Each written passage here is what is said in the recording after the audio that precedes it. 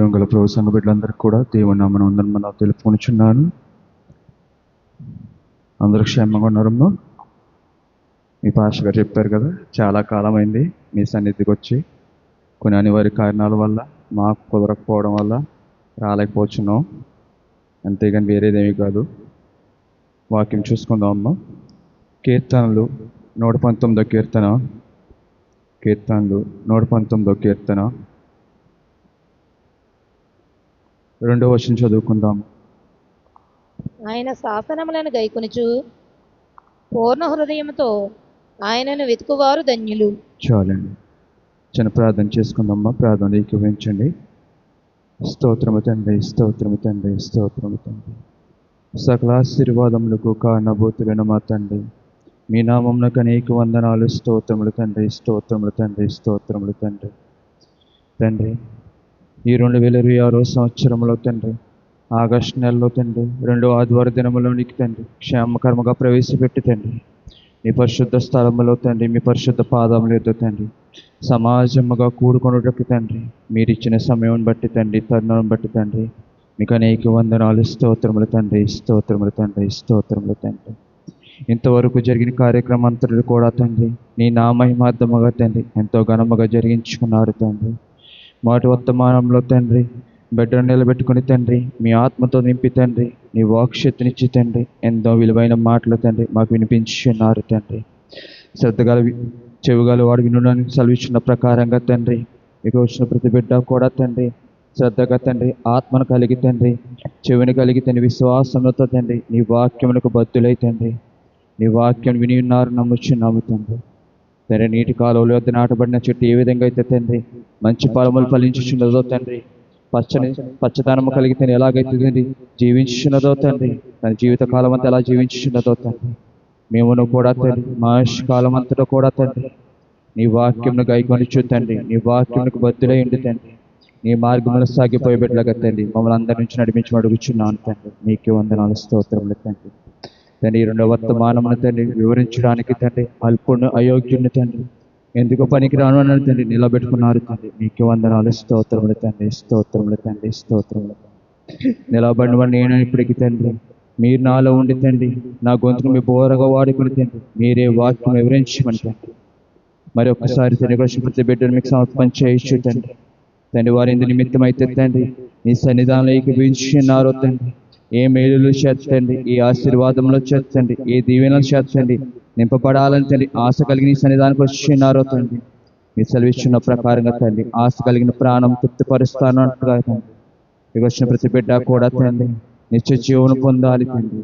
పరలోకంలో నేను ఒక స్థానం పొందుకోవాలి, ఆ పరలోకంలో నేను కూడా ఒక వెలుగు దివిటిగా వెలిగింపబడాలని ఆశ కలిగి వచ్చిన్నారు. కాబట్టి తండ్రి ప్రతి ఒక్కరు ఆశను తండ్రి వ్యర్థపరచకుండా తండ్రి ప్రతి ఒక్కరిని తండ్రి సరైన సిద్ధపాటుతో తండ్రి నీ రాకడికి తండ్రి సిద్ధపాటు కలిగిన బిడ్డలుగా తండ్రి ఆయత్తపరచమని తండ్రి. ఈ 2వ వర్తమానంలో కూడా మీరు అధ్యక్షులను ఘనంగా జరిగించుకోండి తండ్రి. త్వరగా రానయ్యను ప్రభువైన క్రీస్తు నామములో మీకు వర్తమాలు వేడుకొనిచున్నాను పరమ తండ్రి, ఆమేన్. మరొకసారి చదువుకుందామా వాక్యము. ఆయన శాసనములను గైకొనుచు పూర్ణ హృదయముతో ఆయన వెతుకువారు ధన్యులు. ఈరోజు వాక్య భాగం పూర్ణ హృదయముతో ఆయన వెతుకువారు ధన్యులు. ఇక్కడ అందరూ మనం వచ్చి కోరుకున్నాము, దేవుని వెతుకుచున్న బిడ్డలుగా చెప్పుకొనిచున్నాము. మనం ఏ హృదయంతో వచ్చి ఉన్నాము మనకు తెలుసు. అనేక హృదయములు కలవు, దేవుని వెతికే హృదయము కలదు, దుష్ట హృదయము కలదు. మన హృదయంలో అనేక ఆశలు పెట్టుకుని ఆయన సన్నిధానానికి వచ్చి ఆయన వెతికే బిడ్డలుగా వచ్చేవారుగా అనేక బిడ్డలుగా ఉంటున్నాము. ఈరోజు దేవుడు చెప్తున్నాడు ఈ మాట ఏంటంటే పూర్ణ హృదయంతో వెతుకువారు కావాలని అనిపిస్తున్నాడు. మనం యోహాను సువార్త ఒక మాట చూస్తాము. యోహాను సువార్త అనేక సార్లు చదువుకున్న మాటే. యోహాను సువార్త 4వ అధ్యాయము, యోహాను సువార్త 4వ అధ్యాయము 23వ వచనం చదువును. అయితే అయితే యథార్థముగా ఆరాధించువారు యథార్థంగా ఆరాధించువారు ఆత్మతోను ఆత్మతోను సత్యముతోను సత్యముతోను తండ్రిని ఆరాధించు కాలము వచ్చుచున్నది. తండ్రిని ఆరాధించు కాలం వచ్చుచున్నది. అది ఇప్పుడునే వచ్చుచున్నది. అది ఇప్పుడునే వచ్చి ఉన్నది. తన్ను ఆరాధించువారు తను ఆరాధించువారు అట్టివారే కావాలనని అట్టివారే కావాలని తండ్రి కోరుచున్నాడు. తండ్రి కోరుచున్నాడు. చాలమ్మా. ఏం చెప్తున్నాడమ్మా? అయితే యథార్థముగా ఆరాధించువారు ఆత్మతోను సత్యముతోను తండ్రిని ఆరాధించు కాలము వచ్చున్నది. అది ఇప్పుడును వచ్చే ఉన్నది. ఇప్పుడును వచ్చే ఉన్నది. మన అనేక సంవత్సరాలుగా దేవుని వాక్యం వింటున్నాము, దేవుని మాటలు గాయకొనిచున్నాము, దేవుని మాటల ప్రకారంగానే నడుచుకొనిచున్నామని చెప్తున్నాము. కానీ ఇక ప్రభువు చెప్తున్న మాట ఆత్మతోనూ సత్యముతోనూ ఆరాధించేవారు కావాలని చెప్తున్నాడు. ఆత్మతోనూ సత్యముతోనూ ఆరాధించేవారు కావాలని చెప్తున్నాడు. ఈ రోజు ప్రభు వచ్చి నువ్వు నిజంగా నన్ను ఆత్మతో ఆరాధిస్తున్నావా, సత్యంగానే ఆరాధిస్తున్నావా అని అడిగితే మన దగ్గర సమాధానం ఉందంటారా? మన దగ్గర సమాధానం ఉందంటారా? మనం దేవుని సన్నిధానానికి ఎందుకు వస్తున్నామంటే కనుక మనం ప్రశ్న చేసుకుంటే కనుక నాకు ఆ బాధ ఉంది, నాకు ఈ కష్టం ఉంది, నాకు ఈ రోగం ఉంది, నాకు ఈ శ్రమ ఉంది, నాకు ఈ శ్రమ ఉంది, నాకు ఆ శ్రమ తీరిపోవాలి, నాకు ఆ బాధ తీరిపోవాలి, నాకు ఆ కష్టము తీరిపోవాలి. అంతేగాని నువ్వు దేవుని ఏ విధంగా చూస్తున్నావు, నువ్వు దేవుని ఏ విధంగా ఆరాధిస్తున్నావు. మనం మత్తయి సువార్తలో కూడా చూసుకుంటాము. ప్రభువుని బంధించినప్పుడు పిలాతు దేవుని చూసి మాట్లాడు, ఏమైనా అద్భుత కార్యాలను చేస్తాడేమో అని ఆశగా చూస్తున్నానని మాట అంటాడంటరా. ప్రభు పిలాతు దగ్గరికి వచ్చినప్పుడు ఏంటమ్మా 21 అధ్యాయంలో 20 మత్తయిలో ఉంటుంది, 21, 22 అక్కడ ఉంటుంది మాట. ఇతను ఏమైనా అద్భుత కార్యం చేస్తాడేమో అని చూస్తున్నానని మాట ఉంటుంది. ఎవరికైనా దొరికొస్తే తీసుకోవడం మాట.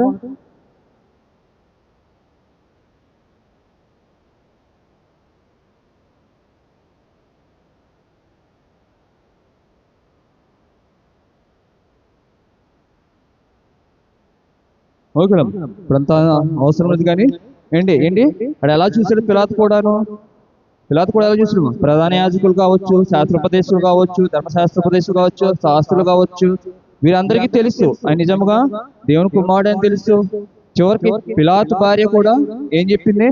ఆయన ఆ నీతిమంతుని జోలికి వెళ్ళవద్దని చెప్పింది. కానీ పిలాతు దృష్టిలో ఎలాగున్నాడు దేవుడు? ఎలాగున్నాడండి? ఒక గారడి చేసే వ్యక్తిగా, ఒక ఇది మ్యాజిక్లు చేసే వ్యక్తిగా చూస్తున్నాడు, ఏదో అద్భుతాలు చేసే వ్యక్తిగా చూస్తున్నాడు. కానీ నిజంగా ఇతను దేవుని కుమారుడే. ఇతను నిజంగా దేవుని కుమారుడే. మనమందరము కూడా ఈయనకి మొక్కవలసిన వారమై ఉన్నాము. మనమందరము కూడా ఈయన బిడ్డలమే, ఈయన సృష్టి. ఆయన సృష్టించకపోతే నేను లేను అనే తలంపుతోటి అక్కడ ఎవరూ లేరు. అందరూ ఎలా చూసారని? ఒక నరుడు గాని చూశారు, ఒక పాపాత్ముడు గాని చూశారు అని అనేక మార్లానికి బోధ చేసినా కూడా ఎవరు కూడా పెడచెవిని పెట్టేశారు. కానీ ఎప్పుడు కూడా ఆయన నిజంగానే సత్యంగానే చెప్తున్నాడు. ఆయన ఏదైతే మోషే ధర్మశాస్త్రంలో రాయించి ఇచ్చిన ఆజ్ఞలు ఏతున్నాయో ఆజ్ఞల ప్రకారం ఈయన బోధిస్తున్నాడు తప్పితే ఎక్కడ కూడా ఆజ్ఞల్ని తప్పలేదు, ఎక్కడ కూడా ఆయన ఆ మార్గం దాటిపోలేదు అని ఆలోచన ఎవరికి కూడా ఎవరికి ఎప్పుడు కూడా ఎలా చూసేవారు? ఆయన తప్పులు వెతకాలి, ఈయన బంధించాలి, ఈయన చంపాలి.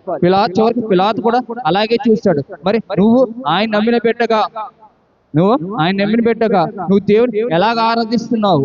ఆయన ఎలా చూస్తున్నావు? అద్భుతాలు జరగాలని చూస్తున్నావా? లేదు. నిజంగా నా జీవితం అద్భుతాలు జరగకపోయినా పర్లేదు, నా జీవితం కష్టాలు వచ్చినా పర్లేదు, ఇబ్బంది వచ్చినా పర్లేదు, కానీ నేను ఆయన మార్గంలోనే సాగిపోతాను. నాకు ఎన్ని అవమానాలు వచ్చినా పర్లేదు, నేను ఆయన మార్గంలోనే సాగిపోతాను. అందుకే యోబు గ్రంథంలో ఒక చక్కని మాట ఉంటుందమ్మా. యోబు గ్రంథము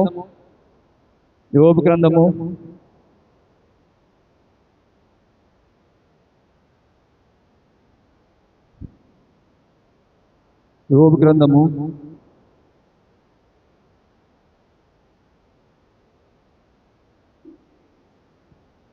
అధ్యాయము.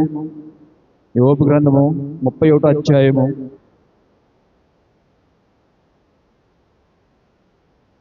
6వ వచనము. నేను యథార్థుడనై ఉన్నానని దేవుడు తెలుసుకున్నట్లు న్యాయమైన త్రాసులో ఆయన నన్ను తూచును గాక. ఒకసారి ఆగుదాం. ఏముందమ్మా? నేను యథార్థుడనై ఉన్నానని దేవుని తెలుసుకున్నట్లు న్యాయమైన త్రాసులో ఆయన నన్ను త్రోషును గాక. మన దేవుడు ఎలాంటి వాడండి? అన్యాయస్తుడా? అక్రమదారుడా? ఆయన సత్యవంతుడు, న్యాయవంతుడు. ఆయన తీర్పులు కూడా అలాంటివన్నీ కూడా సత్యమైనవి, న్యాయమైనవి. ఇప్పుడు చక్కని మాట ఉంది, న్యాయమైన త్రాసులో ఆయన నన్ను తూషును గాక. నేడు ఆయన తీర్పు దినంలోని ఆయన నిజంగా నన్ను ఆయన త్రాసులో తోస్తే, ఆయన త్రాసులో నన్ను తోస్తే నా స్థితి ఏంటి? నా స్థితి ఏంటి? నా పరిస్థితి ఏంటి?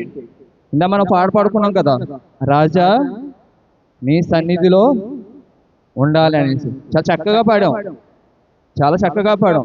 మరి దాని అర్థం అందులో చాలా ఉన్నాయి కదా. కష్టాలు వచ్చినా, కన్నీళ్ళు వచ్చినా, బాధలు వచ్చినా, ఏదొచ్చినా నేను విడిచిపెట్టను, నేను వదిలిపోను అనేసి, నీ సన్నిధిలో ఉంటాననేసి చెప్పాం. నిజంగా హృదయపూర్వకంగా సత్యముగా ఆత్మతోటి ఆయన ఆరాధించి పెట్టలేకున్నామా? ఆయన ఆరాధించి పెట్టలేకున్నామా?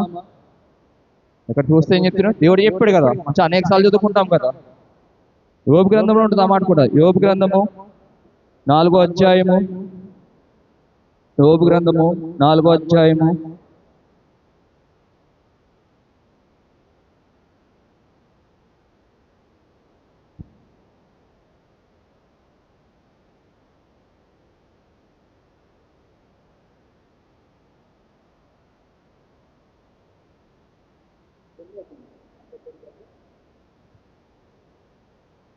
9వ అధ్యాయము మొదటి నుంచి చదవండి. యోబు ఇలాగూ ప్రత్యుత్తరం ఇచ్చెను, వాస్తవమే, ఆ సంగతి అంతే అని నేను ఎరుగుదును. నరుడు దేవుని దృష్టికి ఎట్లు నిర్దోషియగును, వాడు ఆయనతో వ్యాజ్యమాడ గోరిన ఎడల 1000 ప్రశ్నలతో ఒక్కదానినైనను వాడు ఆయనకు ఉత్తరమియ్యలేడు. ఆయన మహావివేకి, అధిక బల సంపన్నుడు, ఆయనతో పోరాడ తెగించి హాని నొందని వాడు ఎవడు? చాలు, అక్కడ రాయబడిందమ్మా, నరుడు దేవుని దృష్టికి ఎట్లు నిర్దోషి అగును, వాడు ఆయనతో వ్యాజ్యమాడు గోరిన ఎడల 1000 ప్రశ్నల్లో ఒకదానికైనను వాడు ఆయనకు ఉత్తరమియ్యలేడు. నిజంగా దేవుడిని ప్రశ్నిస్తే నువ్వు సమాధానం చెప్పే స్థితిలో మనం ఉన్నామా? సమాధానం చెప్పే స్థితిలో మనం ఉన్నామా? అంటే మనం దేవుని ఎలా ఆరాధించలేదండి? ఎలా ఆరాధించలేదు? వస్తున్నాం, వెళ్తున్నాం, వాక్యము వింటున్నాము. కానీ ఆ వాక్య ప్రకారంగా మన క్రియలు, మన ఆలోచనలు, మన నడతలు ఆయనకి ఇష్టమైన బిడ్డలుగా మనం మార్చబడ్డామా లేదా అని ఒక్కొక్కసారి మనం ప్రశ్న చేసుకుంటే కనుక మన దగ్గర సమాధానం ఉందా అంటే లేదు. ఆయన నిజంగా తన యొక్క న్యాయమైన త్రాసులో మన అందరినీ తోస్తే కనుక మన స్థితి ఏంటి? మనం మంచి గోధుమ గింజలుగా ఉన్నామా లేదంటే పొట్టు వలె ఉన్నామా? మత్తయి సువార్తలో ఉంటుంది కదా, మంచి గోధుమ గింజలు, పొట్టు. ఏమవుతుందంటే మంచి గోధుమ గింజలు ఎక్కడ చేర్చబడతాయి? ఏదైతే దాని స్టోర్ చేసే గది ఏదైతే ఉందో ఆ స్టోర్లోకి వెళ్తాయి. పొట్టు ఏమైపోతుంది? గాలికి ఎగిరిపోతుంది ఉంటుంది, గాలికి ఎగిరిపోతుంది ఉంటుంది. మరి నా స్థితి ఎలాగుంది? నేను నిజంగా ఆయన ప్రభు వచ్చి, ఆయన 2వ రాకలో వచ్చి, ప్రభువా నేను ఇన్ని సంవత్సరాలు నేను వెంబడించాను, ఇన్ని సంవత్సరాలు నీ వాక్యాన్ని విన్నాను, ఇన్ని సంవత్సరాలు నీ మార్గం సాగిపోయాను, కానీ నా స్థితి ఏంటి ఇప్పుడు? నా స్థితి ఏంటి? అయోమయ స్థితి, అయోమయ స్థితి. నా సిద్ధపాటు ఎలాగుంది?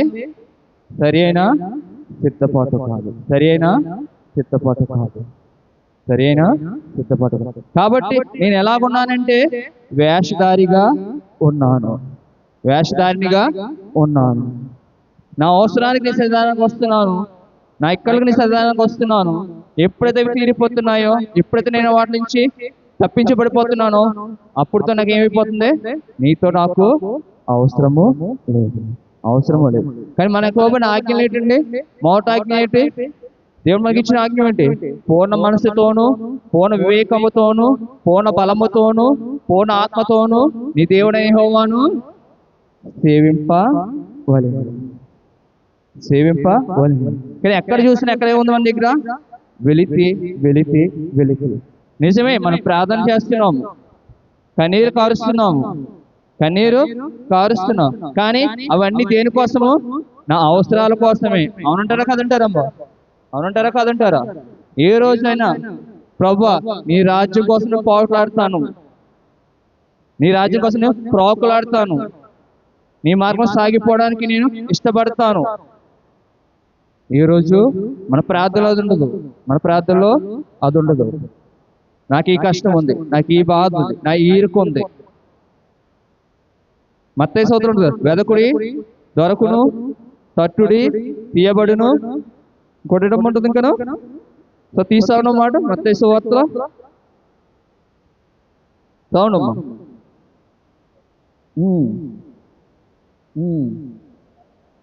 చాలమ్మా. ఏంటమ్మా? వెదకుడి తీయబడును, తట్టుడి దొరుకునని ఉంది. మనం ఏట్ల కోసం వెతుకుతున్నాము? వేట్ల కోసం దేవుని సన్నిధానానికి వస్తున్నాము.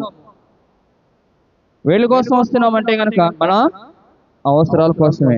ఇందా బ్రదర్ చెప్పాడు, ఏకపరమైన ఆస్తులే కానీ పర సంబంధమైన ఆస్తులు మనకు లేవు. ఉన్నాయంటారా? పర సంబంధమైన ఆస్తుల కోసం మనం ప్రోకులాడటం లేదు. ఏ సంబంధమైన ఆస్తుల కోసం మనం ఏమాడుతున్నాము? ప్రోకులాడుతున్నాము.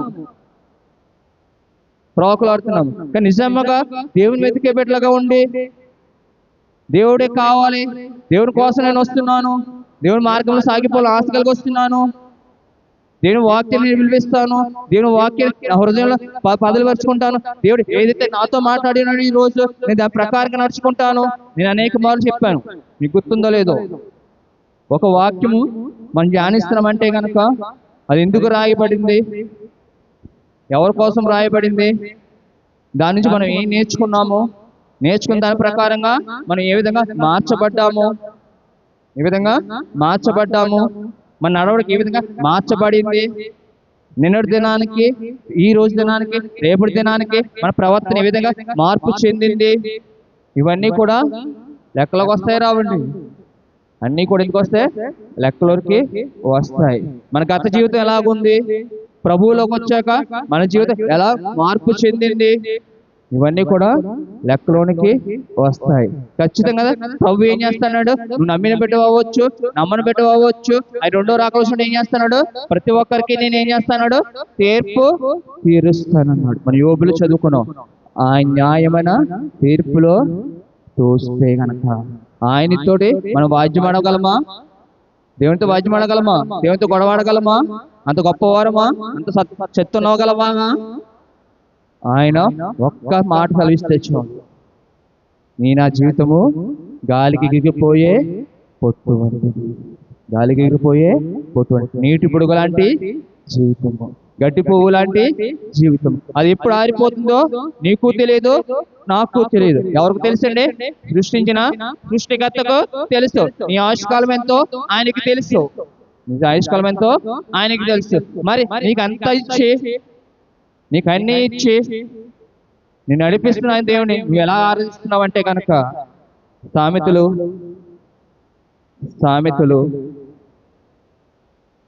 3వ అధ్యాయము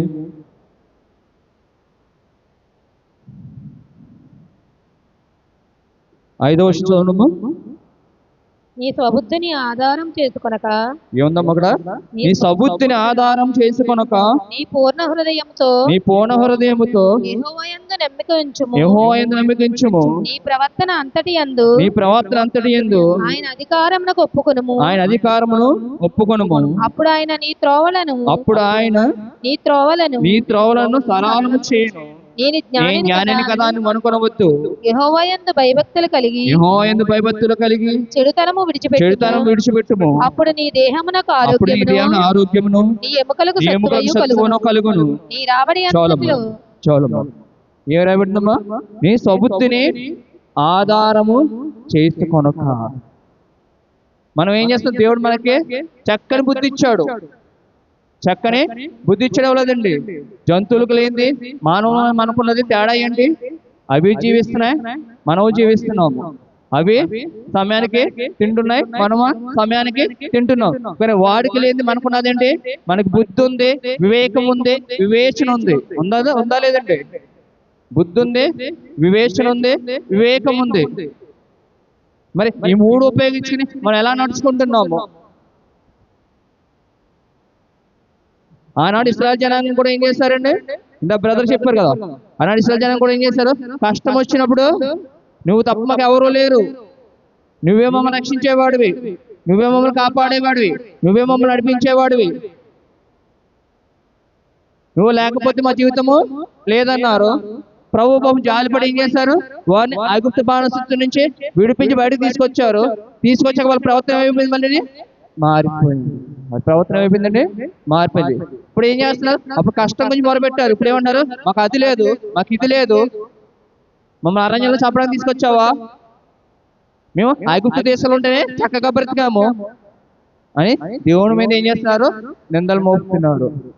దేవుడి మీదే నిందలు మోపుతున్నారు. అంటే ఏమైపోయింది? అక్కడ బుద్ధి మారిపోయింది, బుద్ధి మారిపోయింది. మరి ఈ రోజు ప్రభు అది చెప్తున్నాడు, చక్కగా బుద్ధినిచ్చాడు, చక్కగా జ్ఞానం ఇచ్చాను, చక్కగా ఆలోచన శక్తిని ఇచ్చారు, చక్కగా వివేకాన్ని ఇచ్చాను నీకు నేను, చక్కగా నేను దినదినము కాపాడుతూ వస్తున్నాను నిన్ను. కానీ నీ ప్రవర్తన ఎలాగుంది? నీ ఆలోచన ఎలాగుంది? నన్ను ఏ విధంగా నువ్వు చూస్తున్నావు? నువ్వు నన్ను ఏ విధంగా నువ్వు ఆరాధిస్తున్నావు? నన్ను ఎలా ఆరాధిస్తున్నావు? ప్రభు కోరుకునేది పూర్ణ ఆత్మతోనూ, పూర్ణ బలముతోనూ, పూర్ణ హృదయముతోనూ, పూర్ణ వివేకముతోనూ ఆరాధించేవారు కావాలి, ఆరాధించేవారు కావాలి. ఇంకా కొన్ని మాట చూసుకుందాం, త్వరగానే ముగిస్తాను. కీర్తనలు 119 కీర్తన, కీర్తనలు 119 కీర్తన 34వ వచనం చదవనము. నీ ధర్మశాస్త్రము అనుసరించుటకు, నీ ధర్మశాస్త్రమును అనుసరించుటకు నాకు బుద్ధి దయచేయము, నాకు బుద్ధి దయచేయము. అప్పుడు నా పూర్ణ హృదయముతో నేను దాని ప్రకారము నడుచుకుందును. ఆజ్ఞల జాడలను చూసి నేను ఆనందించుచున్నాను. దాని యందు నన్ను నడవజేయము. చాలా ఏముందండి నాకు? నీ ధర్మశాస్త్రం అనుసరించుటకు నాకు బుద్ధి దయచేయము.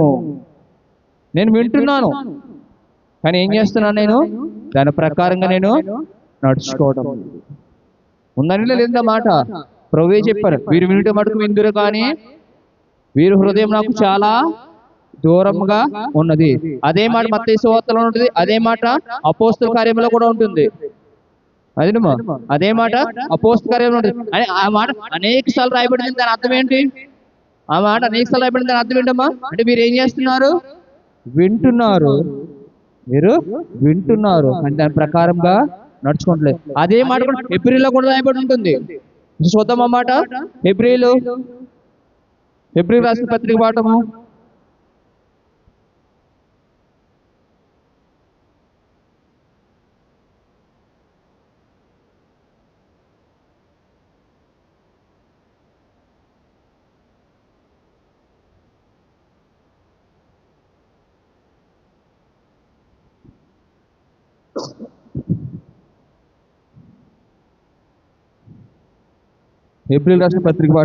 4వ అధ్యాయము 2వ వచనం చదవనము. వారికి ప్రకటింపబడినట్లు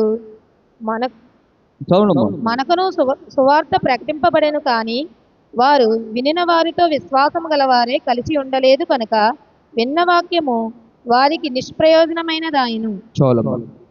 ఏమైందన్నమాట? వారికి ప్రకటించినట్లు మనకును సువార్త ప్రకటింపబడెను, కానీ వారు ఏం చేస్తారంట? కానీ వారు వినిన వారితో విశ్వాసం గల వారే కలిసి ఉండలేదు కనుక ఆ వాక్యం వారికి ఏమైపోయింది? నిష్ప్రయోజనము అయిపోయింది. మనము కూడా ఏం చేస్తున్నాము? వాక్యం వింటున్నాము, వాగ్దానాలు తీసుకుంటున్నాము, ఆ వాగ్దానం నా జీవితంలో ఫలింపులోకి రావాలని ఆశలు జీవిస్తున్నాము, కానీ మనం ఏం చేస్తున్నాము? నేను వాక్య ప్రకారంగా నడుచుకుంటున్నానా లేదా అనేది ఒక్కసారి మనం ఏం చేసుకోవాలండి? పరిశీలన చేసుకోవాలి. ఒకసారి ఏం చేసుకోవాలి? పరిశీలన చేసుకోవాలి. అదే హెబ్రీ పత్రికలో 3వ అధ్యాయంలో చూసుకుంటే కనుక 12వ వచనం చదవండి ఒకసారి. సహోదరులారా, జీవము గల దేవుని విడిచిపోవునట్టి విశ్వాసము లేని దుష్ట హృదయము మీలో ఎవని యందైనా ఒకవేళ ఉండునేమో అని జాగ్రత్తగా చూసుకొనుడి. జాగ్రత్తగా చూసుకొనుడి. దేవుని విడిచిపోయినట్టే దుష్ట హృదయం ఏదైనా ఉందేమో, ఇందాక చెప్పాను కదా, హృదయంలో అనేక రకములు ఉంటాయి. దేవుని విశ్వసించిన హృదయము, దుష్ట హృదయము ఉంది. పూర్ణ విశ్వాసంగా ఆయన వెంబడించే బిడ్డలు ఉంటారు, నా మాత్రంగా వచ్చే బిడ్డలు ఉంటారు ఆయన సన్నిధానానికి.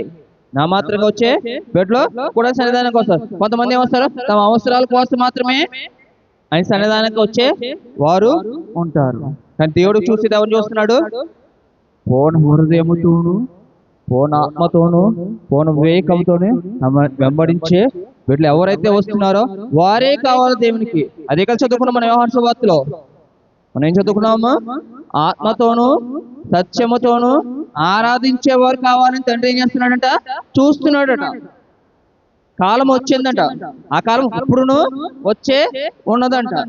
ఆ కాలం ఇప్పుడును వచ్చింది అని ఆ మాటలు ఎప్పుడు చెప్పబడ్డాయి? ప్రభు ఉన్నప్పుడు చెప్పబడ్డాయి. ప్రభు ఉన్నప్పుడు చెప్పబడ్డాయి. అవే మాటలు శిష్యులు ఏం చేశారు?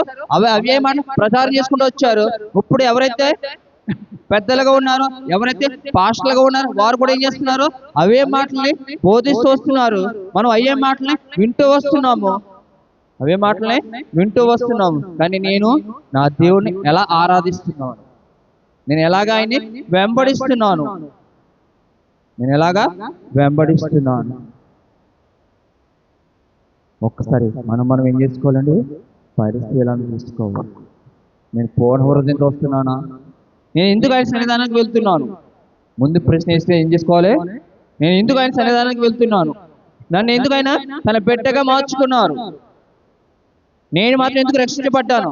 లోకల్ అనేక మంది ఉన్నారు కదా, వారు ఎందుకు ఈ స్థలంలో ఈ సమయంలో ఎక్కడ ఎందుకు లేరు? నేను ఎందుకు ఆయన సన్నిధిలో ఆయన పాదాలతో ఉన్నాను? నేను ఎందుకున్నాను? వారికి లేని ధన్యత ఏంటి? నాకున్న ధన్యత ఏంటి? వారికి లేని ధన్యత ఏంటి? నాకున్న ధన్యత ఏంటి? నేను ఎందుకు ఆయన సన్నిధానానికి వెళ్తున్నాను? నేను ఏ మాటల ద్వారా బలపడాలని వెళ్తున్నాను? ఏ మాటలు నా హృదయంలో పదిలిపరచుకోవాలని వెళ్తున్నాను? ఆ మాటలకు నేను నా హృదయాన్ని అప్పగించే పెట్టుగా ఉన్నానా లేదా? ఆ మాటల్ని నా హృదయంలోని ఫలింపులోనికి వస్తున్నా పెట్టుగా ఉన్నానా లేదా? అనేక మార్లు చదువుకున్నాము. యోహాను సువార్త 15వ అధ్యాయము. యోహాను సువార్త 15వ అధ్యాయము.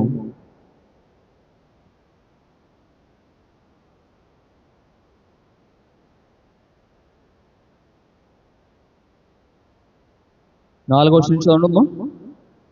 నా యందు నిలిచియుండుడి, మీ యందు నేనను నిలిచియుందును. తీగె ద్రాక్షావళితో నిలిచి ఉంటేనే కాని తనంతట తానే ఎలాగూ ఫలింపదో, అలాగే నా యందు నిలిచి ఉంటేనే కాని మీరును ఫలింపరు. ద్రాక్షావళిని నేను, తీగెలు మీరు. ఎవడు నా యందు నిలిచియుండునో, నేను ఎవని యందు నిలిచియుండునో వాడు బహుగా ఫలించును. నాకు వేరుగా ఉండి మీరేమీ చేయలేరు. ఎవడైనాను నా యందు నిలిచి ఉండని ఎడల వాడు తీగవలే బయట పారవేయబడి ఎండిపోవును. మనుషులు అట్టి వాటిని పోగు చేసి అగ్నిలో పారవేతురు, అవి కాలిపోవును. నా యందు మీరును మీ యందు నా మాటలను నిలిచి ఉండిన ఎడల మీకేది ఇష్టమో అడుగుడి, అది మీకు అనుగ్రహింపబడును. చాలు. ఏం చెప్తున్నాడు అక్కడ?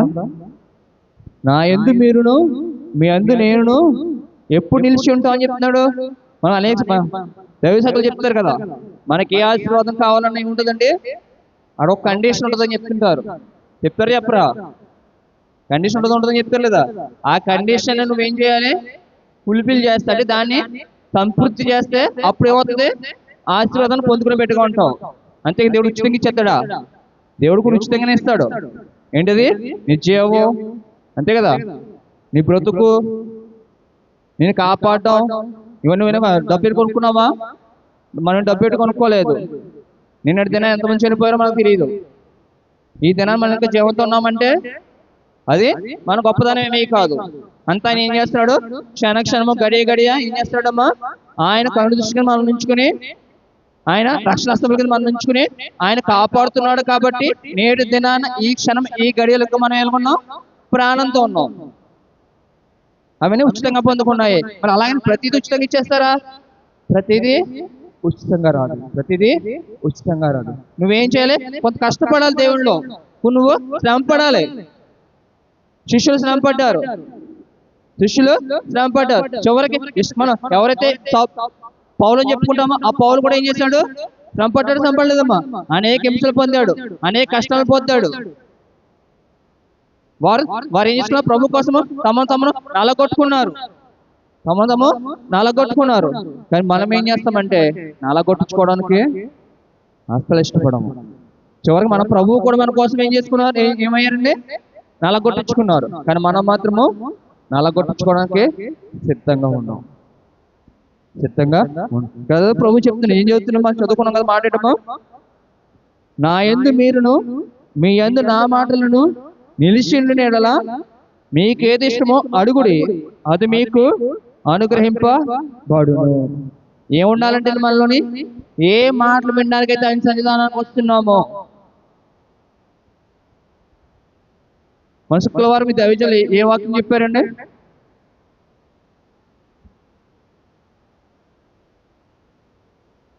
అంతకన్నా ముందు ఇంతమందిలో ఒక్క దీని చెప్తున్న సమాధానం ఏంటి? ఆయన చేసిన ఉపకారంలో దేనిని మరవకము అనే విషయం చెప్పారు. తర్వాత నువ్వు మరిచినా కూడా నిన్ను మరిచే దేవుడు కాదు. తల్లి నిన్ను మరిచినా, నిన్ను సృష్టికర్త నిన్ను మరిచే దేవుడు కాదని చెప్పారు. ఏంటి? కానీ 2 దినాల ముందున్న మా వాక్యం మనలో ఏమి లేదు, ఫలింపులోనికి లేదు. నిజంగా ప్రభు వచ్చినప్పుడు ఆయన నిజమైన త్రాసులో చూస్తే మన జీవితాలు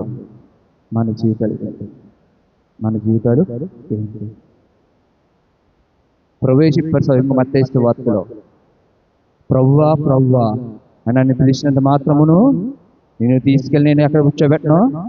పరలోక రాజ్యములో కూర్చోబెట్టను. ఏమన్నారు అక్కడ? నా చిత్త ప్రకారం ఎవడైతే నడుచుకుంటాడో, నా ఆజ్ఞల ప్రకారం ఎవడైతే నడుచుకుంటాడో వాడు మాత్రమే నా కుమారుడు, నా కుమార్తె. అంతేకాని ప్రభువా అని పిలిచినంత మాత్రాన్న, ఆయన సన్నిధిలో కనపడినంత మాత్రాన్న, ఆయన మాట విలువకుండా, ఆయన ఆజ్ఞలు విలువకుండా వేరే ఆలోచనలు పెట్టుకొని, హృదయంలో వేరే ఆలోచనలతో ఆయన సన్నిధానానికి వచ్చి నువ్వెంత మొరపెట్టినా ఏం వెళ్దమ్మా? ఆయనకు కావాల్సిందండి నీ హృదయమే కావాలి. కానీ నీ హృదయంలో ఏముండాలి? ఆయన మాటలకు విలువిచ్చే బిడ్డగా ఉండాలి. ఆయన మాటల ప్రకారంగా నువ్వు మారే బిడ్డగా ఉండాలి. మార్పు నుండే జీవితం కలిగిన బిడ్డగా ఉండాలి. అలాంటి జీవితం, అలాంటి బిడ్డ, అలాంటి కుమార్తె, అలాంటి కుమారుడు, ఆయనకి ఇష్టమైన కుమారుడు, ఆయనకి ఇష్టమైన కుమార్తె. చివరి ఒక మాట చూసి ముగిందాము. కీర్తనలు కీర్తనలు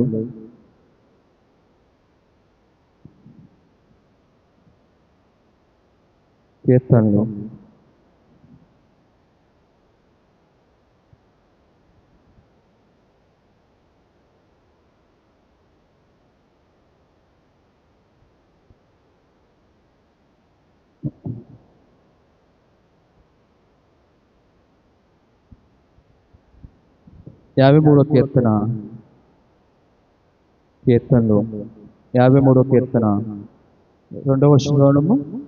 వివేకము కలిగి దేవుని వెతుకువారు కలరేమో అని దేవుడు ఆకాశం నుండి చూచి నరులను పరిశీలించెను. వారందరూ దారి తొలగి బొత్తిగా చెడి ఉన్నారు.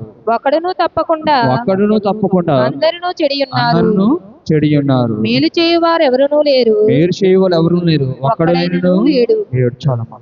ఏం చేస్తాడంటే వివేకము కలిగి దేవుని వెతుకువారు కలరేమో అనేసి ఏం చేస్తున్నాడంటే ప్రభు ఎక్కడి నుంచి చూస్తున్నారంట అని చెప్పుకుంటాం కదా. ఆకాశంలో సింహాసనము, భూమి నా పాదపీఠం అనేసి ప్రభు సెలవిచ్చిన మాట ప్రకారంగా అనేక మార్లు మనం ప్రార్థన చేస్తుంటాము. ప్రభు ఎక్కడి నుంచి చూస్తున్నారు? ఇప్పుడు ఆకాశం నుండి ఏం చేస్తున్నాడంటే ప్రతి నరుని యొక్క హృదయమును, అంతరింద్రియములను ఆయన పరిశీలించే దేవుడు కాదండి, పరిశీలించే. ఆయన ఏం చెప్తున్నాడంటే వివేకము కలిగి దేవుని వెతుకువారు కలరేమో అనేసి ఆయన ఆలస్యం చేస్తూ వస్తున్నారు. మనం ఏం చేస్తున్నామంటే స్వస్థ బుద్ధిని ఆధారం చేసుకుంటూ దేవునికి వ్యతిరేకంగా మనము నడుచుకుంటున్నాము. దేవునికి వ్యతిరేకంగా మనం ఏం చేసుకుంటామండి? నడుచుకుంటున్నాం. అందుకే ప్రభువు చెప్తున్నాడు ఈ రాత్రి ఉదయకాల సమయంలో, నువ్వు నా బిడ్డగా నేను ఏర్పాటు చేస్తున్నాను, నా కుమారునిగా నేను ఏర్పాటు చేస్తున్నాను. కాబట్టి నువ్వు నా సన్నిధానానికి వచ్చేటప్పుడు, నా సన్నిధానమే కాదు, ఆయన సన్నిధానమే కాదు, లోకంలో ఉన్నప్పుడు కూడా నువ్వు ఎలాగుండాలి? మాట ఎందులో కానీ, ప్రవర్తన ఎందులో కానీ, క్రియలు ఎందునే కానీ ఎక్కడ కూడా ఆయనకు చెడ్డ పేరు తెచ్చే బిడ్డగా నువ్వు ఉండకూడదు. ఎలా ఉండకూడదమ్మా? చెడ్డ పేరు తెచ్చే బిడ్డగా ఉండకూడదు. నువ్వు ఆయన సన్నిధానానికి వెళ్తున్నామంటే ఎలాగ వెళ్ళాలి? భయభక్తులతో వెళ్ళాలి. నా దేవుడు నన్ను చూస్తున్నాడు, నా దేవుడు నాకన్నా ముందుగా ఎవరున్నారు అక్కడ? ఆత్మస్వరూపుగా ఆయన నాకన్నా ముందుగా ఆయన వచ్చి ఉన్నాడు. ఏ బిడ్డ ఎలాగ వస్తున్నాడు? ఆయన ఖచ్చితంగా ఆయన పరిశీలన చేస్తాడు. ఆయన చూస్తున్నాడు. కాబట్టి ఆయన సన్నిధానానికి వెళ్తున్నాడు. ఎలాగ వెళ్ళాలైనా? భయభక్తులు కలిగి వెళ్ళాలి. భయభక్తులు కలిగి వెళ్ళాలి. నేను ఆయన పరిశీలన చేస్తాను. నేను ఆ వాక్యానికి, ఆయన వాక్యం ఎంత విలువిచ్చే బిడ్డగా ఉన్నాను. నా హృదయాన్ని ఆయన సన్నిధి ఎంతలా కొమ్మరించే బిడ్డగా ఉన్నాను. దేవుడు ప్రతిదీ చూస్తాడు. ప్రతిదీ ఎక్కడ రాస్తారండి?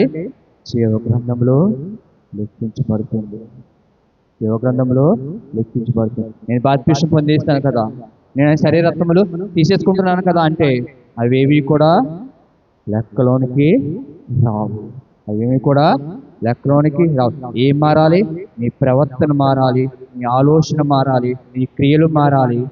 ఆయన మాటకు వివిచ్చేబెట్టుగా ఉండాలి. నీ పూర్ణ హృదయముతోను, పూర్ణ ఆత్మతోను, పూర్ణ వివేకముతో. అందుకే ప్రతికి వివేకం అనే మాట ఉంటుందండి. ప్రతికి ఏముంటుంది?